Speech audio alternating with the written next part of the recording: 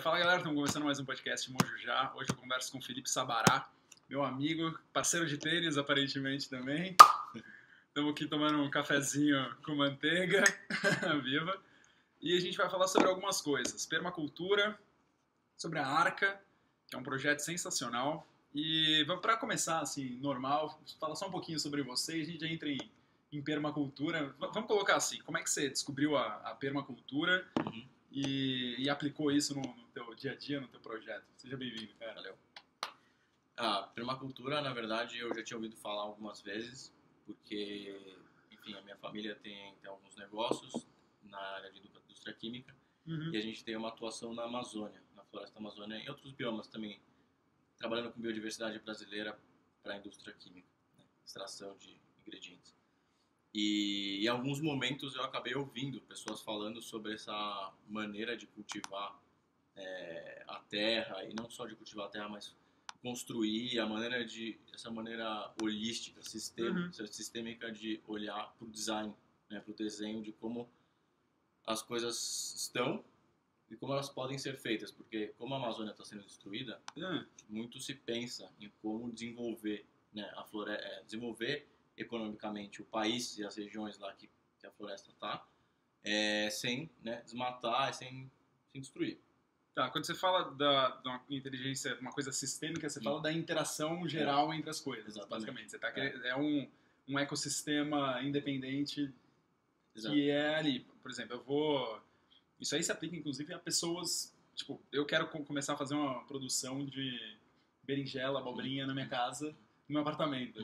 E aí eu posso fazer lá tudo e existe uma forma diferente da usual. Exatamente. De se fazer isso. Então, existe a permacultura urbana, hoje já bem difundida mundialmente, não tão bem aplicada, mas bem difundida. Tá.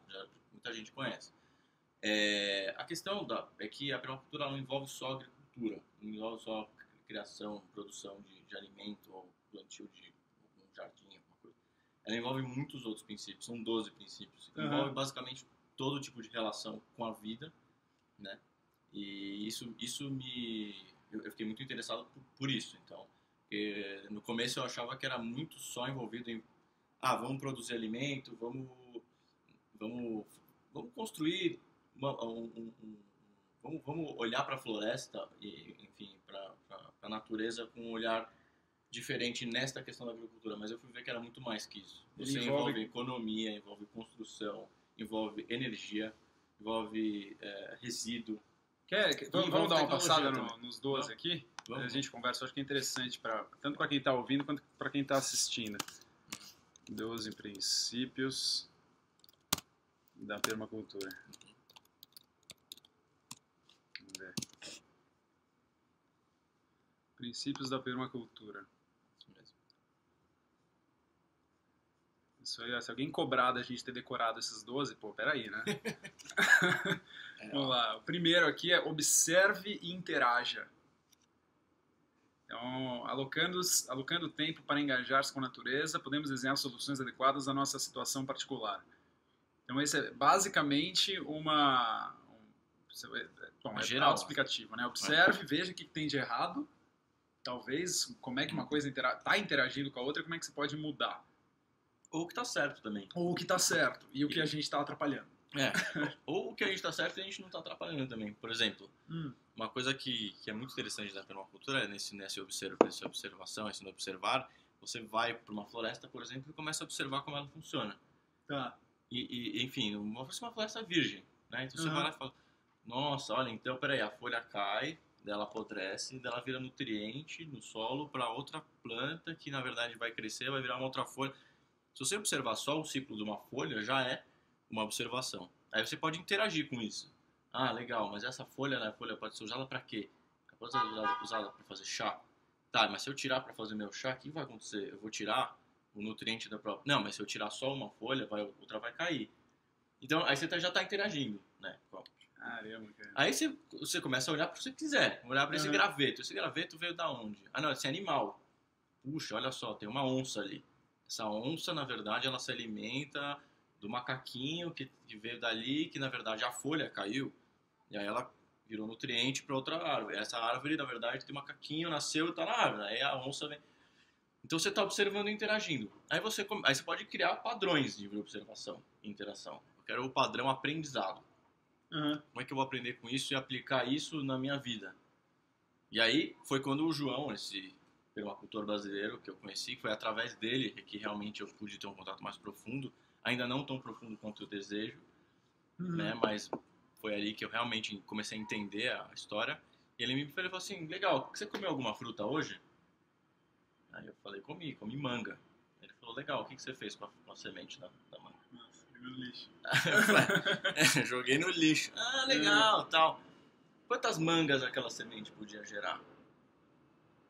Aí eu falei, realmente. Então, quando você vai na floresta, você me falando, né? Você vai observar que a fruta, mesmo que um pássaro vá lá e coma a fruta, a semente vai cair e vai gerar outra árvore, que vai gerar muitas outras sementes, que gera muitas outras sementes, ou seja, exponencial. é o olhar para o mundo abundante e não olhar para o mundo escasso. Nossa, né? Cara, isso aí dá pra entrar em tanta coisa nessa. Entra no que você escasso quiser. E abundante que. Aí você começa a falar, aí você foi só em fruta, né? Mas você começa a olhar grãos, aí você vai olhar a carne, aí você vai olhar isso só alimentação, né? Mas aí você começa a olhar resíduo. Enfim, aí você está observando e interagindo, aí você escolhe o padrão que você quer. Tanto o padrão negativo, você pode olhar e observar uma cidade. Então você observa e interage. Aí ali é engajar-nos com a natureza, beleza? Tem lugar que você não vai ver natureza mais. De qualquer maneira, tem sol, tem vento, tem luz, né? Isso é natureza também. Então você observa como a natureza está interagindo com aquele lugar, mesmo que tenha menos ação na natureza do que uma floresta, por exemplo. E aí você puxa, Dubai, o seu Réveillon lá. Óbvio que eu passei por observação e interação. Eu tava lá no 71º andar, e aí eu comecei a olhar para aqueles prédios e falando, cara, o que a natureza tá fazendo aqui? Bom, tem energia solar pra caramba, né? Bom, mas não tem areia, que é deserto, e tem né, interatividade humana, interação humana ali. Peraí, realmente os humanos conseguiram construir algo interessante aqui, mas e aí? Daqui pra frente, né?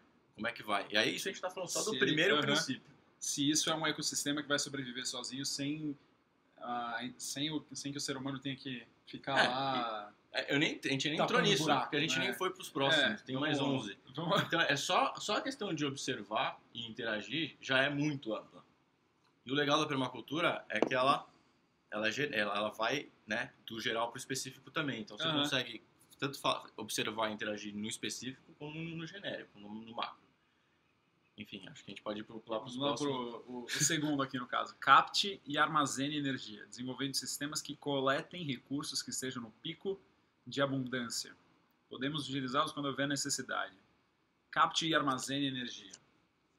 Aí você pode falar, posso captar para mim, posso captar para um bairro, para minha casa, para a família, para um bairro, para uma cidade, para um país. Como que você faria isso de uma forma assim, numa casa, num apartamento? Como é que você guardaria energia? Então, eu acho que nos próximos passos a gente vai começar a entender um pouco das técnicas. Né? Mas sem entrar em técnica, você pode também observar como captar energia. Então, os pontos são interligados. Né? Calor, por exemplo, é um tipo de energia também. Então, por exemplo, voltando a Dubai, se eu estava observando e fui interagir dentro do contexto de energia, então eu tava lá, poxa, aqui tem luz solar pra caramba. Então, se eu for captar e armazenar energia em Dubai, primeira coisa que eu vou olhar é calor e luz solar. Né? Tem a força do mar também, porque tem mar, enfim, por aí, né? Então, aí daí você vai desenrolando. Se eu tô, vento, né, se eu tô num lugar que tá ventando, aí eu vou captar energia através do vento, enfim. E aí por aí vai. Agora, o princípio é até o próprio adubo, captar, né? E armazenar, manter a energia. E eu gosto desse negócio de coletem recursos que estejam num pico de abundância. Isso é legal. Porque às vezes a gente... Por que o ser humano também muitas vezes precipita, ou se precipitou no tempo, isso já virou uma tradição, a gente nem percebe mais. A gente às vezes mata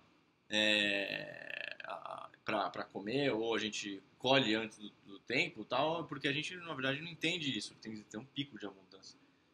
Pico de abundância seria o ponto ótimo da geração de energia do que a gente está coletando.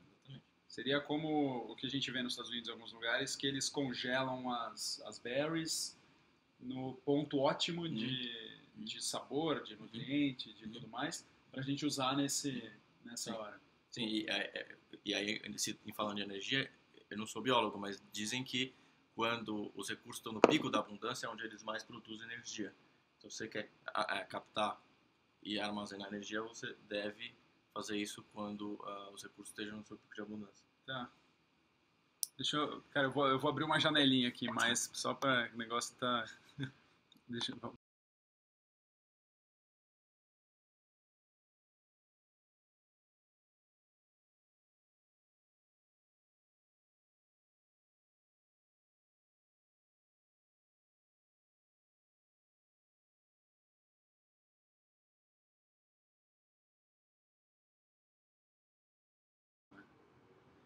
Bom, estamos voltando aqui. A gente estava discutindo um pouco do café, da quantidade de manteiga que eu coloquei no café. Aqui eu coloquei um pouquinho a mais do que o normal e o que eu estava falando. Acho que já está gravando. Aí eu controlo de acordo com o dia. Se eu for ter um almoço forte, eu maneiro um pouco na manteiga. Se eu vou, cara, se eu não vou nem almoçar, aí eu mando bem na manteiga. Então, tipo, eu meio que faço essa dosagem pensando no futuro, me preparando pro dia. E até as coisas que eu tomo de manhã, se eu tomo no trópico ou não, que aí é outra... Eu falo com você lá no... Ó, vamos lá, a gente estava na parte 2 aqui, até eu abrir as janelas aqui e usar o vento como ar-condicionado aqui. E a gente vai para o terceiro princípio da permacultura. A gente está entendendo também, eu também estou entendendo o que é permacultura. A gente está indo um por um. Observe e interaja, capte e armazene. O terceiro é obtenha rendimento. Pô, isso eu como engenheiro, essa palavra eu manjo bem. Isso aí é trabalho. O rendimento do trabalho. É o tanto de energia que você vai conseguir obter, o tanto de trabalho que você vai conseguir obter a partir da energia que você guardou, não é isso? É. Uma coisa... A definição. Assegure-se de que esteja obtendo recompensas verdadeiramente úteis como parte do trabalho que você está fazendo. Então é a porcentagem da energia. Gelo, né? Você está fazendo um monte de coisa, mas o que realmente você está rendendo? Então, aquela falsa impressão, às vezes a gente tem aquela falsa impressão de que trabalhar muito, no sentido de volume, é ótimo, é bom, mas na verdade é rendimento que importa, eficiência. Né? Eficiência. Então, você vai na sequência aí, então você observou, interagiu, seja lá no que você captou a energia no pico da abundância, com rendimento máximo. Então, poxa, tem coisa mais inteligente do que isso? Seja lá o que você precisa querer fazer. Eu tô até aplicando pra vida pessoal esse negócio aí. Observe e interaja. Primeira coisa, pegue informações sobre o que está acontecendo. Segundo, capte e armazene energia. Tá, vamos colocar assim, seja como você medita, faz alguma coisa assim, capta, armazena energia para você saber onde usar melhor. E aí você usa a lei de Pareto para fazer os 20% que vão dar 80% do resultado. Cara, a gente tá viajando aqui. Mas é isso mesmo, então obtenha rendimento. Você tem que usar a energia que você guardou da melhor forma possível. O 4 é pratique autorregulação e aceite retornos. Precisamos desencorajar atividades inapropriadas para garantir que os sistemas continuem funcionando bem. O que seria pratique autorregulação e aceite retornos? Acho que o retorno é no sentido de feedback, né? E a autorregulação é você sempre estar checking, né? E double checking para ver se aquilo lá é aquilo mesmo que você quer, né? Porque é o processo de iteração, mais ou menos? Pode ser. Porque ali a questão do desencorajar. Às vezes você fala, não, a pessoa que dá certo é aquela que não desiste, né? Que vai encorajar, o brasileiro não desiste nunca. Então aqui ali, precisamos desencorajar atividades inapropriadas. Então, faz parte também da questão do observar e interagir. Você captou energia, seja para um projeto ou para você mesmo. Você tá ali querendo trazer a obtenção do rendimento, mas aí para você obter isso, muitas vezes tem que desencorajar algumas atividades. Então, você avaliar. Tirando e aí, água de pedra, tipo, pode tentar uma, duas vezes. Hoje no tênis, o professor, acho melhor você parar de tentar paralela aqui, cara. Você tentou 4 vezes, não foi, entendeu? Cara, vai pra cruzada. Porque, né? E aí, no momento ali, eu lembrei disso. Aí eu falei, vou desencorajar esse essa paralela aqui porque ela não está sendo muito eficiente. Caraca, E o isso feedback, eu aceitei o retorno de um cara que sabe o que está dizendo, né? Então, enfim, e Nossa, aí cara, para garantir que os sistemas continuem funcionando ali, né? Aham. Por quê? Porque também, se você não faz isso, você vai se frustrando, aí você pode ter captado a energia abundante o máximo que você pôde, mas aí você vai perdendo, né? Aham. Então, tá sempre alerta para tá sendo eficiente, né? Eu me lembrei de uma das minhas frases preferidas do Einstein, da definição de insanidade, Não lembro. que é tentar fazer a mesma coisa esperando resultado diferente. É isso. Se não tá dando certo, Muda, né? muda e faz outra coisa. Exatamente. Cara, isso aí é uma, sei lá, um crescimento pessoal fudido, né? Com certeza. 5. Utilize e valorize recursos e serviços renováveis. Isso é importante. Faça o melhor uso. Começa a ficar mais interessante. Aí né? já começa a aplicar um pouco mais de... Aí já entra a questão orgânica, que é uma das perguntas que eu vou fazer nessa daqui. A diferença do orgânico pro Sustentável. Faça o melhor uso da abundância da natureza para reduzir nosso comportamento consumista e nossa dependência de recursos não renováveis. Esse já começa a entrar num princípio bem profundo, assim. Parece que é simples. Você fala, não, é coisa renovável, mas você entrar em o que é renovável e o que não é não renovável, Eu não tenho noção, assim. É um conceito profundo. Tem a ver com o design das coisas, Tá. né? Então, enfim, tem um outro conceito que a gente pode marcar de discutir outro dia aí, que ele é muito interligado com a permacultura, chamado de cradle to cradle, né? Que é berço a berço. Enfim, que as coisas elas não precisam nascer cradle to grave, né? Nascer para ir nascer pra morrer. Tá. elas devem nascer para renascer, que é o renovável. É que a gente estava falando da folhinha. A folhinha, a própria semente da manga, enfim, que a gente já falou aqui, ela faz parte de um sistema renovável, né? O que é não renovável, geralmente, é o que o homem acabou desenhando, né? Então, é difícil a tradução, desenho não é muito igual ao design, mas mais ou menos isso. A palavra criação, a palavra... entra muito na questão processada também, né? De um desenho de fala algo. a gente fala muito da questão de alimento processado, de não sei o que é a coisa artificial. Vai. Sim. É que o artificial geralmente ele não é renovável. Até tem algumas coisas que podem ser renováveis, artificiais, mas geralmente é mais difícil. Por quê? Porque você não preparou aquilo, você não desenhou, não fez o design daquilo, não imaginou aquilo para ele ser alguma outra coisa depois que ele terminou de fazer aquele papel. Né? Então é mais ou menos isso. Então faça o melhor uso da abundância da natureza para reduzir o comportamento consumista. Então dá para quebrar algumas partes. Fala, não, isso aí então já começou a entrar em xiitismo. Peraí, o cara já não é, o cara é comunista, não quer consumir, capitalismo. Não, na verdade a ideia é reduzir o comportamento consumista. Não quer dizer que você vai ter menos abundância. É comportamento consumista. A questão de você.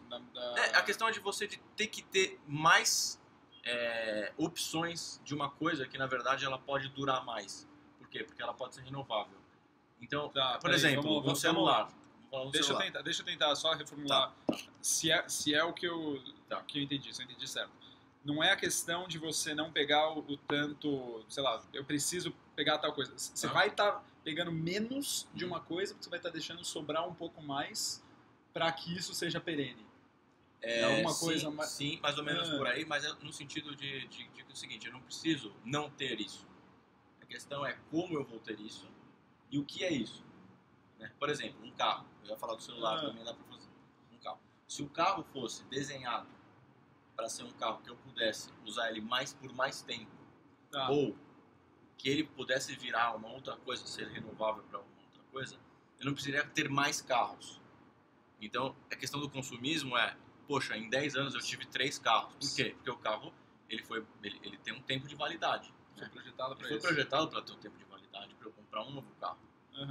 E mesmo aqueles que não foram projetados assim, propositalmente, eles seguiram um padrão de tradição do primeiro automóvel que foi bolado o Ford ele queria fazer isso na época, no começo do século, era um carro que todo mundo queria, todo mundo teria. Exatamente. Só que ele percebeu que esse um carro era muito caro, então ele não era acessível para muita gente. E outra coisa, ele quebrou. Aí, puxa, só tem uma peça. Como não tem escala, Então para ter que fazer tailor-made, mais uma peça. Então, muitas pessoas querendo muito disso. Agora, o negócio do consumismo, no sentido bom, positivo do conceito, ele é a questão do comportamento que é a permacultura. Qual o seu comportamento? Porque como a gente acompanha desde o primeiro princípio, né? A gente está no quinto,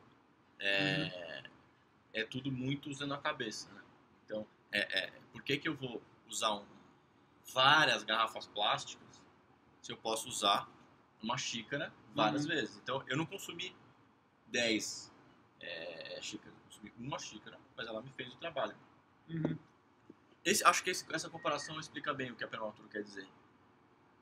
Em vez de 10 xícaras, uma xícara. Ou em vez de 10 eu tomei o café, copinhos eu não de fiquei plástico sem o café. Disso daqui. Eu não fiquei sem a xícara e nem sem o café. Mas isso é renovável porque você lava e usa de novo. Mas eu não consumi 10. Então eu não usei 10 fontes de recurso de matéria-prima para produzir. Ou seja, eu deixei o mundo mais tem a ver renovável. Com a quantidade de resíduo que você não deixou. Por exemplo, você não deixou, e você consumiu, usou e não deixou resíduo. E o quanto de matéria-prima eu deixei de utilizar também. Que tá, se a gente olhar para folhinha, são folhinhas caindo. Se eu pego 10 folhinhas e não deixo nenhuma folhinha, ficou 0 folhinhas. Se eu usei 9 folhinhas para fazer, se eu usei uma folhinha para fazer uma xícara e eu continuei renovando, as folhinhas estão lá. Então a ideia é você consumir menos sem ter acesso ao consumo daquilo específico que você quer. É tudo usando a inteligência. Não é uma religião, a permacultura não é uma coisa que você vai fazer na emoção, entendeu? Utilizando muito a cabeça, buscando a questão do rendimento, na verdade. Sim. Né? E longo prazo, pensando no longo prazo, porque tudo, na verdade, o que realmente rege tudo isso é a questão da abundância. Né? Aí entrando um pouco, antes da gente ir pro próximo passo, um pouco mais do conceito disso, que aí, meio fora até da permacultura, mas a sustentabilidade, o conceito de sustentabilidade já apareceu porque não deixou de ser abundante, entre aspas, porque na verdade ele não deixou. Deixou de ser percebido como abundante. Então, por que eu me apaixonei por isso? É porque realmente, se a gente for pensar em sustentabilidade só, a gente está querendo apagar o fogo. A gente pode ir lá atrás e ver qual é a causa, e não ficar trabalhando na consequência de como a gente veio parar aqui, né? Então isso me deixa muito intrigado. Enfim, também converso com amigos que também estão nessa, de será que é possível? E quantas pessoas e quanto a gente consegue engajar de gente para entrar nessa, realmente, entendeu? Como a gente fazer isso? Porque realmente tem que haver algumas rupturas, mas se realmente a sociedade entendesse que é possível redesenhar, né, sem a gente deixar de ter o que a gente quer, enfim, como resultado. O que a gente precisa, né? Aí entra a questão de ter o que a gente precisa, ter o que a gente quer, precisar de menos. Essa questão da abundância e da escassez é a mente que joga sempre na defensiva, né? Tá sempre jogando para não perder. Então, se caiu isso para mim, se tem isso no meu prato, até na questão de comida, eu vou pegar tudo para mim porque, puxa, pode ser que não sobre, pode ser que eu não tenha quem me ame lá na frente, então eu vou comer bastante, pelo menos vou me sentir bem agora. E aí amanhã, é outro dia. Eu tento pegar o máximo de conforto que eu consigo, porque eu acho que a oportunidade não vai aparecer de novo. E é um modus operandi mental, né, que a gente vê a maioria das pessoas. E aí o seu filho observa e interage você fazendo assim, ele faz também. Aí o seu neto faz assim, e aí a humanidade vai caminhando sempre por um pensamento egoísta. Isso, vezes... egoísta e defensivo, né? Um egoísta com medo, né? A escassez está ligada ao medo, não é? Exatamente. Isso em muitos anos gerou escassez, porque os recursos eles acabam sendo finitos, se não tratados da maneira renovável. Então, basicamente, é isso que esse ponto está tratando. E o 6 é muito mais autoexplicativo, evite o desperdício, principalmente com o que a gente está ouvindo falar de água, de não sei o que e tal, valorizando e fazendo uso de todos os recursos que estão disponíveis para nós. Nada será desperdiçado. Isso eu acho animal, o que você falou do da questão como é que fala? Dos restos dos animais, de não sei o que, de usar, colocar, passar água no meio do estrume, que já estava aqui. Isso é mais ou menos esse ponto, né? A questão do desperdício também é conceitual, né? Porque é o negócio do que você falou do prato, né? É o famoso self-service, né? Você vai lá no restaurante, o que eu vou comer hoje? Virou padrão já. Você vai lá, escolhe aqui o que os olhos acham que vão querer, que a sua barriga vai querer. E aí, deixei aqui um pouquinho.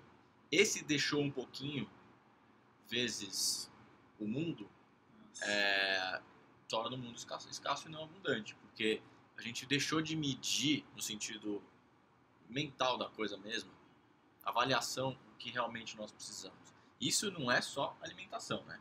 É tudo. Nossa, cara. Por que eu vou comprar mais um utensílio doméstico, sei lá, eu já tenho esse aqui e tal. A questão é, estamos num problema, porque o utensílio ele foi desenhado para quebrar e para você também ter que ter outro, um acessório, alguma coisa. Então você também fica numa encruzilhada aí, né? Então não é uma questão, o legal da permacultura é que é uma questão pessoal, mas é uma questão que tem que envolver a comunidade, porque se não existe alguém desenhando o produto ou aquilo que você vai utilizar e só você resolver ser o permacultor, só um permacultor não vive. Você não vive sozinho. Você vai impactar, você vai conseguir, mas chega a um ponto que você vai ter que começar a ser o criador também. Isso é legal, que aí tem mais pra frente. Você para e fala, peraí, eu posso então criar um utensílio diferente desse que já tá no mercado ou tá por aí, porque na verdade eu percebi que esse aqui não tá sendo eficiente. É a cultura do DIY que tem lá nos Estados Unidos, que é do it yourself, e tem várias coisas que você acaba montando, desde utensílio doméstico até, eu vi uns caras montando bike, uns negócios assim, que você monta de uma forma mais, sei lá, acho que vem da mesma necessidade, né? Acho que é uma coisa, um denominador comum da sociedade, aqueles que pensam, pelo menos, ver que a coisa não deu certo, né? Chegou num modelo que, né? Então acho que o do yourself é parte de um movimento por si. Muita gente pratica permacultura e os princípios da permacultura sem saber, porque a permacultura ela não é completa, porque acho que nada é completo, embora ela seja bem próximo disso, porque são 20 anos de estudo, muito focados e sem preocupação com dogmática, tipo, vamos ver onde que a gente errou e como é que... então tem muita gente que parou para pensar e chegou nessa conclusão, peraí, eu tenho que fazer o mesmo, porque se for depender do que a indústria está oferecendo aí, vai continuar tudo igual, né? Então Quantos acho anos que tem a permacultura? foi nos anos 70, né? É nova, é muito novo, né? Nos 70 que... Uma coisa que eu acabo reparando muito tanto questão da palha, ou questão de comida de verdade, é tudo como a gente volta lá para trás, né? E você vê que a ciência, cada vez, quanto mais avança, fala que o pessoal estava certo lá atrás, vamos desacelerar, vamos voltar, vamos não sei, eu acho isso um absurdo, cara. O negócio do tradicional, ele é bastante utilizado na permacultura. O legal da permacultura é que ele não ignora os avanços científicos que o homem teve. Principalmente conhecimentos, né? Avanço científico de... Em termos de conhecimento, e até equipamento, enfim, ciência, enfim. Porque tudo é questão de eficiência, né? Você tá rendendo. O problema é como isso está acontecendo. Não é o que a gente fez, o que a gente desenvolveu é legal. Pô, tem muita coisa que é bom para a humanidade e que ajuda a ter um rendimento maior. Mas a questão é como isso está sendo feito. O legal é que volta para muito tradicional. Tipo, a permacultura olha tudo. Esse Observe e Interaja, o Bill Mollison fez isso por 20 anos com a equipe dele, né? Então, assim, observou e interagiu o quê? Desde o mais tradicional, vou falar de agricultura, por exemplo, ele foi observar a agricultura. Como era feita a agricultura 5.000 anos atrás? Como era feito isso? Como era feito, como é feito hoje? Qual é os pontos mais eficientes naquela época agora? Vamos trazer tudo para a mesa sem esquecer nada. Então, isso fortalece muito o conceito, porque você não exclui nada. Tudo é aproveitável. Inclusive, isso acho que valoriza até o próprio ponto que a gente está lendo aí. Que é desperdício. Não desperdiça nada. Nem informação. Nem informação. Vamos lá, meu. O ponto é, vamos ser mais eficientes, positivos, vamos ter um mundo abundante. Se o cara teve uma ideia há 5 mil anos atrás que funcionou, acabou sendo esquecida por quê? Porque era uma comunidade que foi dizimada numa guerra e acabou passando um pouquinho ali, outra... descobriu aquilo ali. Traz pra mesa, vamos olhar isso aí, entendeu? Então os caras foram a fundo. Isso em todas as áreas que você queira atuar, desde construção, né? A permacultura olha muito a bioconstrução e é incrível, né? Porque, embora os outros princípios são bem completos, mas eles acabam ficando genéricos porque tem muita coisa. Então, eu ainda não fiz meu PDC, né? Que eu falei que é o Permacultural Design Course, que eu tô assim louco para fazer, mas eu quero fazer com o Geoff Lawton, que é esse inglês que mora na Austrália. Eu quero fazer na Azeitona Farm, que é essa fazenda sustentável, lá, perene, que para mim é o maior case de tudo isso que a gente está falando. Mas no PDC você entra dentro da prática disso na vida. Então você entra em economia, você entra em finanças, você entra em energia, você entra em resíduos, você entra em construção. Tudo que envolve a vida humana, mobilidade, você entra em todos esses assuntos. Que é o que chamam toda a cadeia, né? Que envolve... É sistema. Tudo que tem alguma ligação faz o mesmo trabalho que a gente está fazendo. Vai lá observar, interagir, vai buscar armazenar, vai buscar rendimento, autorregulação e retorno, vai valorizar renovável e você vai usar tudo isso para aquilo que você quiser olhar. E na construção, falando de engenharia, cara, é impressionante. Esse outro conceito do Cradle to Cradle, que surgiu mais ou menos no mesmo período, um pouquinho depois da permacultura, mas são dois sócios, é um arquiteto e um cientista. Um arquiteto americano, o Bill, é outro Bill, McDonald, e o Michael... McDonald? Acho que ele odeia o McDonald. E o Michael Braungart, que é um cientista maluco alemão. E esses caras fundaram esse conceito do berço a berço, que ele é bem parecido com permacultura, né? O princípio é muito próximo. Aliás, começa tudo com principles.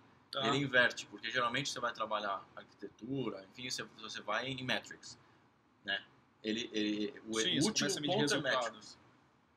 Ele inverteu, sim. Depois passa uns vídeos pra você assistir. Tá. Põe até o link aí, pessoal. É meio que começando com o porquê das coisas, assim. Começando com a motivação principal. Ele ainda coloca principles, values, depois, final de tudo, metrics. Porque se você não parar para pensar antes como fazer tudo, você não vai criar um produto berço a berço, que é o que eles propõem.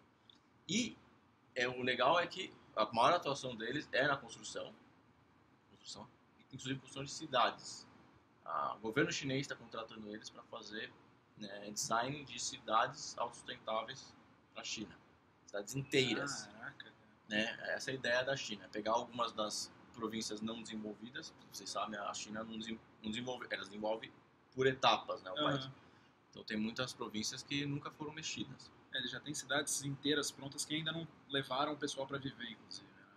Exatamente. Aí tem as ruins, os casos ruins, né? E tem os casos bons agora. Então eles chamaram o Michael e o Bill e os caras estão fazendo o design para fazer cidades 100% cradle to cradle. Ou seja, vão envolver todos esses princípios que a permacultura está ali, ó. Está ali, crossing ali. Enfim, então é muito interessante essa questão, mas a gente está falando de desperdício, né? Isso. Enfim, se a gente for parar para que nada será... você termina com nada será desperdiçado, realmente, é possível. É possível. Assim, eu comecei a fazer faz pouco tempo, né? Faz 1 ano e meio, sabe? Tenho contato com isso, mas eu comecei a fazer esse exercício e é engraçado, porque qualquer lugar que eu vou, eu fico tentando olhar o que está acontecendo e vendo o que está sendo desperdiçado, assim. Claro que começando por mim, e é incrível o quanto a gente desperdiça de coisa que a gente não precisaria desperdiçar. De garrafinha plástica... Envelope, caneta, tudo a gente vai... E assim, é muito motivado pelo que todo mundo está fazendo, cara. É impressionante. Mas ontem mesmo, eu me peguei jogando fora um envelope. Falei, por que eu estou jogando isso? Mas tem... Eu olhei nos outros lixos lá no escritório, tinha outros envelopes jogados. Eu falei, não, mas eu não vou jogar. Isso aqui dá pra usar pra outra coisa e tal. Nossa, cara. E a Enfim. questão de comida de verdade, quando você cozinha, quando você usa o utensílio doméstico, tudo você cria muito menos lixo e o que você cria é orgânico. Né? Exatamente. É Na esse na sentido- cozinha é um case muito, muito prático, muito, muito factível de você conseguir desperdiçar. Lá na Arca, então depois a gente vai falar desse projeto, Aham. mas a gente criou a compostagem a partir de lixo orgânico, resíduo orgânico gerado na alimentação. 100% do resíduo vira energia e ou adubo. Eu acho que lá O melhor adubo. vocês não esquentam nada no micro-ondas, não. Né? Não tem isso, mas é impressionante o quanto o resíduo orgânico pode ser utilizado. Assim, se a gente pegasse, por exemplo, cidades Aham. que tem acúmulo de pessoas, o tanto de energia e de compostagem que poderia ser gerado assim é incalculável em São Paulo, por exemplo.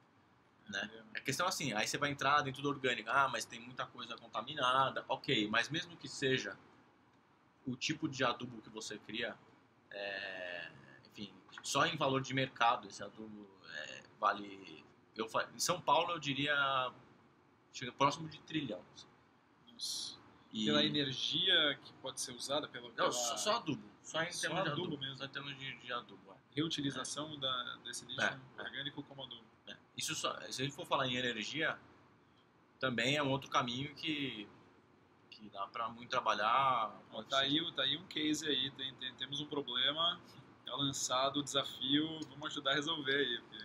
Não, enfim, eu conheço algumas histórias de pessoas que fizeram isso. A mais legal é do fundador do TerraCycle, que pra mim é um dos gurus aí, um cara engraçadíssimo e, enfim, ele criou essa empresa que trabalha só com resíduo e ele criou em Princeton, ele pegou a cafeteria da faculdade, da universidade e gerou adubo, ele criou worms, né, minhocas e vermes. E ele pegava, ele era aluno de Princeton, então ele pegava o lixo da cafeteria e fez um bem bolado lá com os worms, e aí os worms comem, e aí o cocô dos vermes lá, das minhocas, é um adubo riquíssimo. E hoje a empresa dele fatura, tá bem próximo de bilhão já, de dólar, fabricando adubo. Ele vende em garrafa PET que era de refrigerante, né? O adubo no Walmart, por exemplo. Isso é resíduo, começou com resíduo da cafeteria de Princeton. E aí depois ele começou a coletar resíduo em tudo quanto é restaurante, doméstico e tal. Eles têm tipo de brigadas, pegam isso e vende isso, e é incrível assim, o quanto a produção agrícola melhora quando você usa esse tipo de compostagem. E tudo vindo de resíduo, ou seja, nada precisa ser. É uma lanchonete. Começou com uma lanchonete e começou com... Nossa.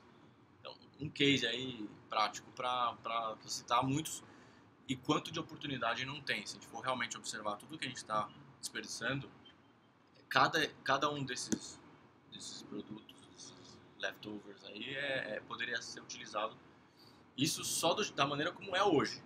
Se a gente for refazer o design, ou seja, se o produto já for criado desde o início para ser uma outra coisa, aí você desperdiça menos ainda, né?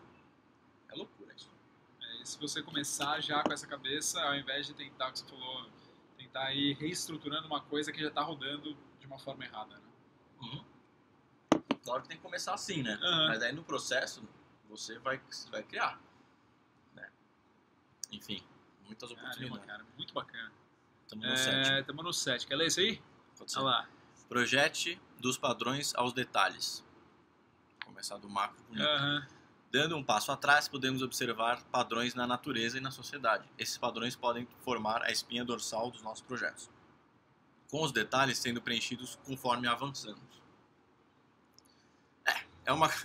Acho que é uma lição básica, não é a permacultura que fala isso, mas do macro pro micro, né?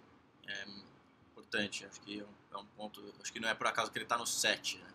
Não é perfeição ali. Acho que sempre dando um passo atrás, né? Então, observa. A imagem geral, que é aquela da coisa sistêmica que a gente estava falando, né? isso mais ou menos interage com isso, dá esse resultado, você vê meio de longe, e aí você começa a mexer pontualmente medindo coisas controladas, vai.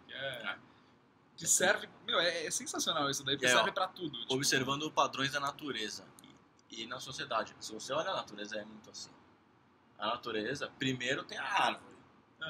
E da árvore gera outra árvore. E aí vai. Assim, a mãe, os filhotes.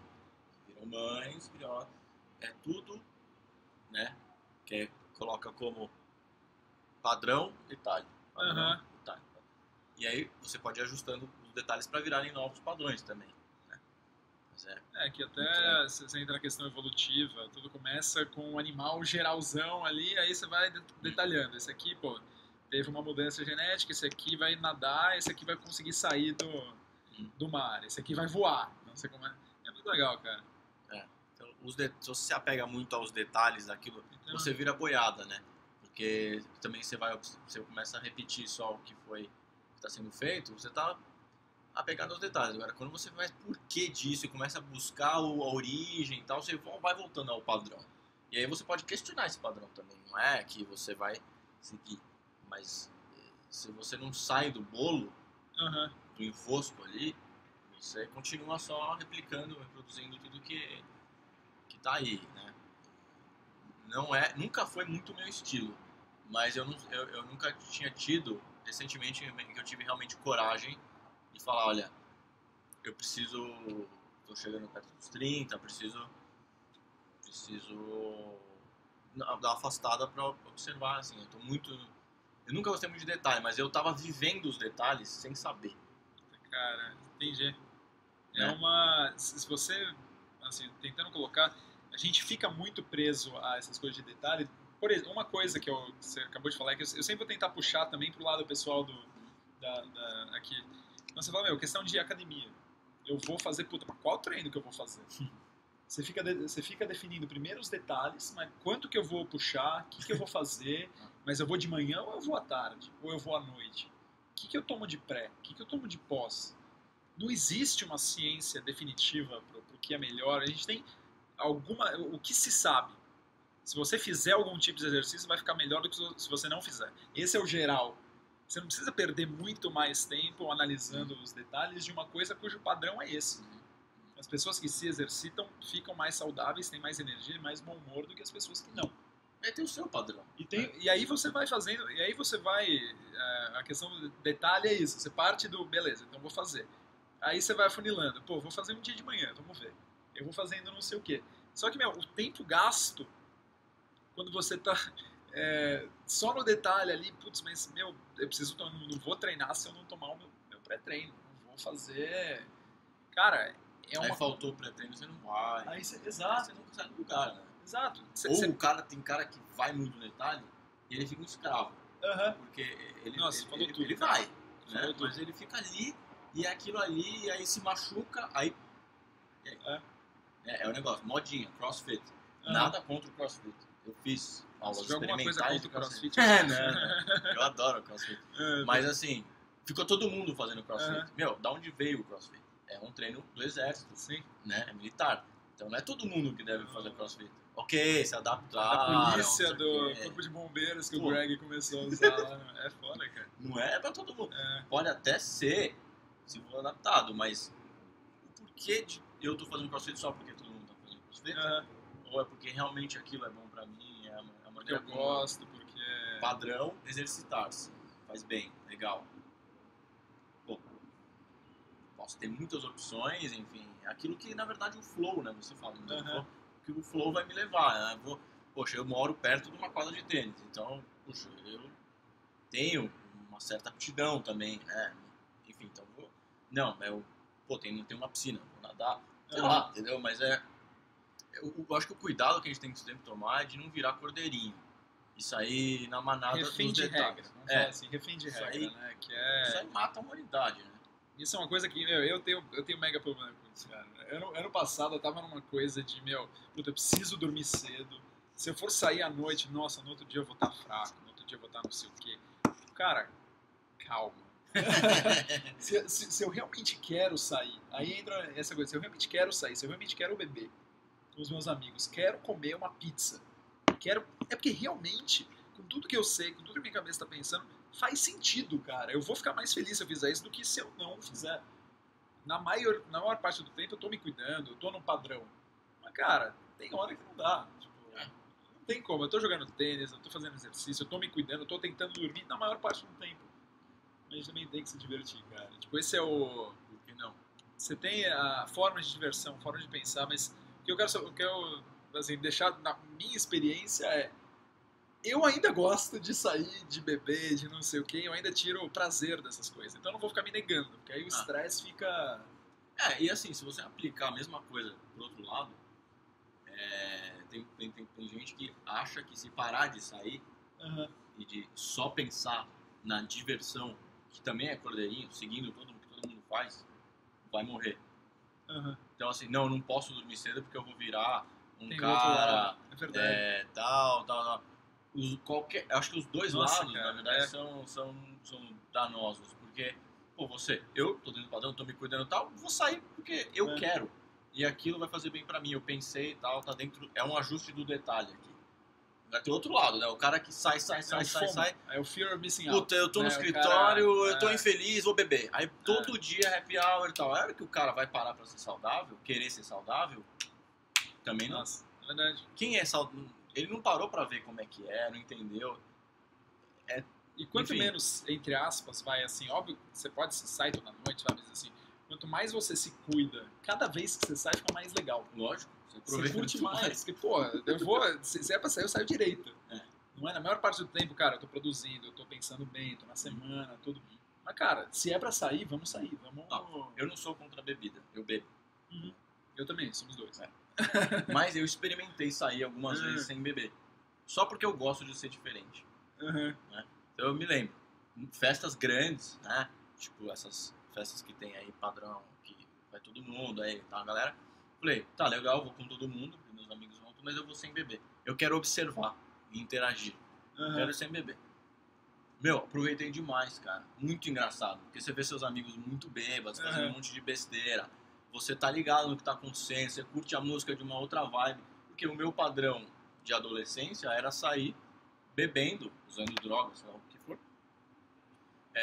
Aquele era o padrão, né? Então eu usei a mesma fonte de diversão de uma maneira diferente. Cara, foi tão interessante. Outras vezes eu fui bebendo também, não tem problema. Mas é engraçado, é interessante você fazer essa ruptura com o que tem aí estabelecido de padrão, enfim, que é formado por esses micro detalhes repetidos. Então eu acho muito legal mudar, sabe?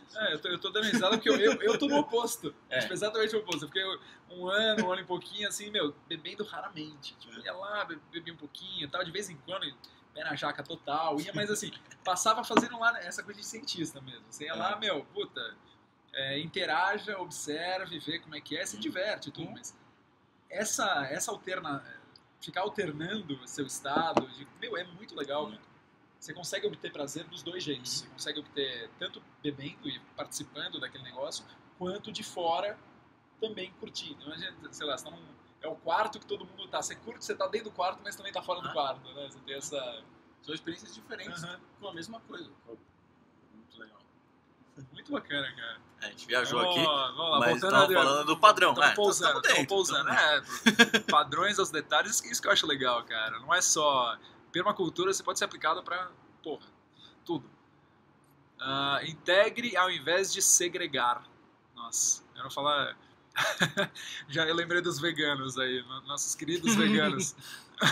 Colocando as coisas certas no local certo, fazemos com que as relações entre um e outra se desenvolvam e elas passam a trabalhar juntas para ajudar uma a outra. Vamos dar um abraço a todos os veganos aqui. Veganos, a gente ama vocês. Não tem problema. Não tem problema nenhum, gente. Vamos integrar ao invés de segregar. Exatamente. Nos ame, né?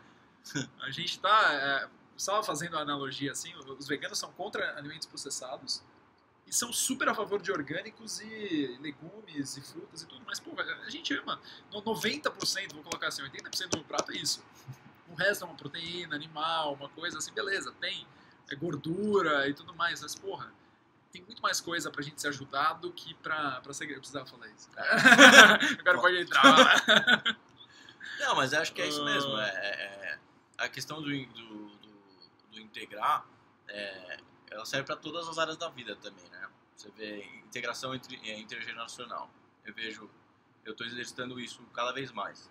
De sentar com os meus pais e entender o lado deles, sem querer me segregar deles, né? Preto e branco, certo e errado. Exatamente.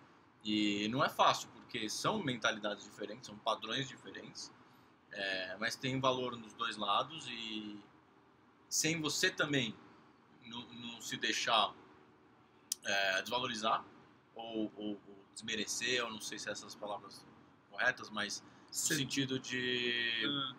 No meu caso, eu dou muito valor ao que meus pais falam.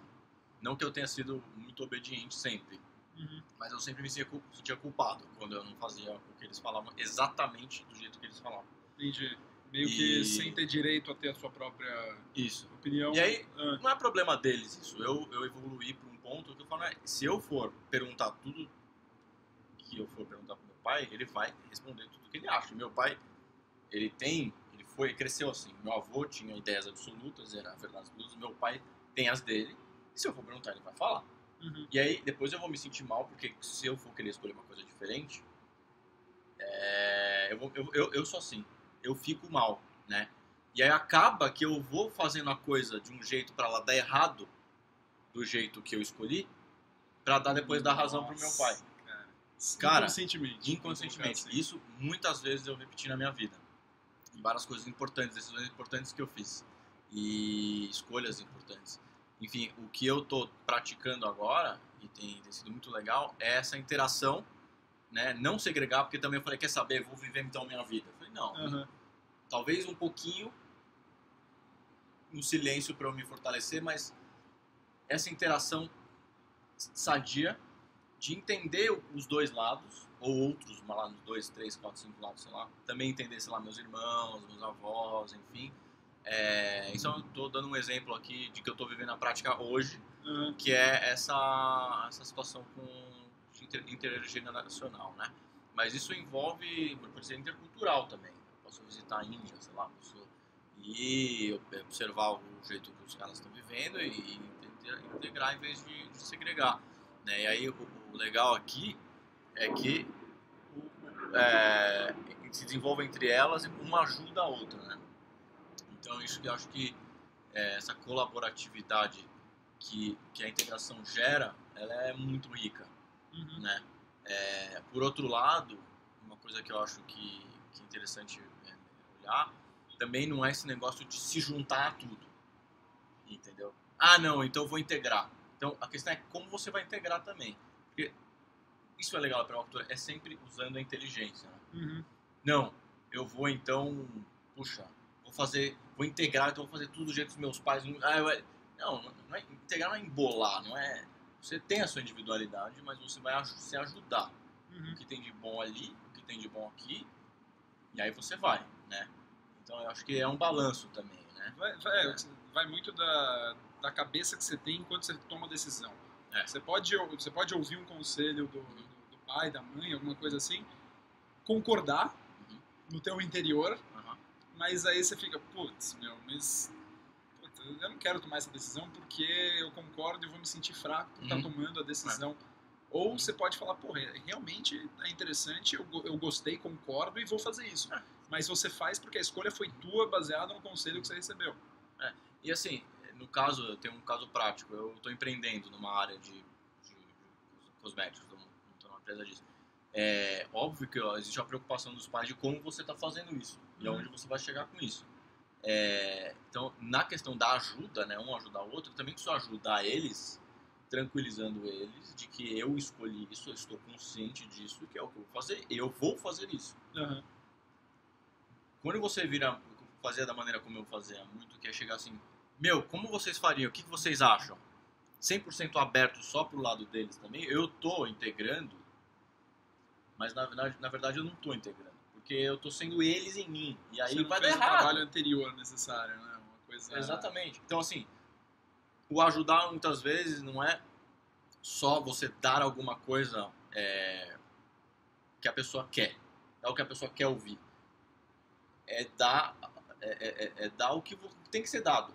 É o que tem que ser dado. Então eu aprendi a falar, ó, meus pais têm que saber que eu não vou fazer do jeito que talvez eles querem, mas eles têm que saber que eu estou bem. Então eu dei essa tranquilidade para eles. Enfim, aí eles ficaram melhor, né? Porque antes eu não estava falando nada, eu só do que das minhas, vamos dizer assim, daquilo que eu achava que era o certo de fazer as coisas, mas somos pessoas diferentes. Então é um caso, né? Mas você pode, Eu acho que é uma frase que eu... Relação chefe e funcionário, acho que é muito importante isso. Às vezes o colaborador fala só o que o chefe quer ouvir, por medo de ser mandado embora, por exemplo, ou de confrontar. Acaba que ele tá deixando de ajudar o chefe e a corporação, ou seja lá o que ele está trabalhando, e isso faz com que a maneira como o chefe também te trate também não está te ajudando, e aí vira um imbróglio e a coisa tende a acabar sempre errada. Né? Enfim, você pode integrar de uma maneira respeitosa dos dois lados, sem segregar. Falando dos veganos também. Né? Eu fui para a África em 2006 e eu gostaria muito que tivesse algum vegano comigo, porque não tinha comida, não tinha legumes, verduras, nem nada. Tinha galinha selvagem correndo pela não era nem savana, era deserto mesmo. O que eu tive que fazer? Eu dei uma de goleiro, dei uma ponte, peguei uma galinha pela pena, segurei, matei a galinha e comi. Eu não sei cozinhar, né? Tô aprendendo agora, mas eu aprendi ali na hora, entendeu? Eu fervi uma água ali e cozinhei a galinha. No caso, tinha uma pessoa comigo que não era vegana, mas era como é que fala? Não come carne só? Vegetariana. Vegetariana. E até foi engraçado porque eu fiz uma brincadeira, eu cortei as patas da galinha e joguei nela, né? E ela ficou 3 dias sem falar comigo. Mas enfim, ali era uma provocação mesmo, porque, o que aconteceu? No fim, quase comi sozinho, as pessoas que eram vegetarianas acabaram comendo, mas eu gostaria muito que tivesse algum vegano lá, extremista, para ver qual seria a posição, porque morre, então ali chega um ponto que você tem que integrar, né? Não segregar ali, enfim, está se ajudando e tal. Dei um exemplo meio extremo, assim, não sei se ficou legal, mas eu acho que Mas a gente vive numa sociedade que poucas pessoas aguentam ser